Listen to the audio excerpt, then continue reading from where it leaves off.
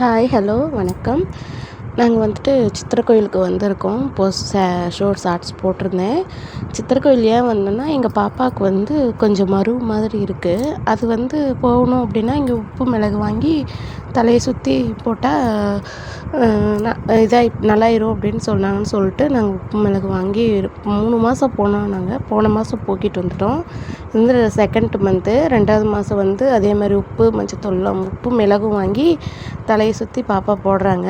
2வது சுற்று போடுறாங்க. 3வது சுற்றும் அதே மாதிரி தான். 3 சுற்று இந்த மாதிரி நிறைய பேர் வராங்க கோயிலுக்கு. அந்த மாதிரி உங்களுக்கும் ஏதாவது மருகு இந்த மாதிரி இருந்ததுன்னா இங்கே வந்து இந்த கோயிலில் சித்தேஸ்வரனை சாமி கும்பிட்டுட்டு அந்த உப்பு மிளகும் வாங்கி தலையை சுற்றி 3 டைம் தலையை சுற்றி நம்ம போட்டோம்னு வச்சுக்கோங்களேன், அது வந்து மறைஞ்சிருங்களாம்.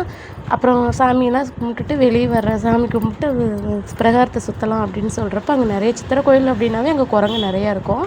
அவங்க நிறைய இருந்தாங்க பாருங்கள். நான் சும்மா கம்மியாக தான் வீடியோ எடுத்தேன். நிறைய இருக்குது. அது ஃபுல்லாக அந்த சைடில் இன்னும் நிறைய இருந்துச்சு. சும்மா நான் அந்த வீடியோ கிளிப் மட்டும் எடுக்கிறதுக்கோசரம் நான் கொஞ்சமாக எடுத்துகிட்டு வந்திருக்கேன்.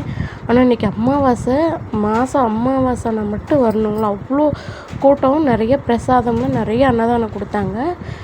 வாங்க பார்க்கலாம்.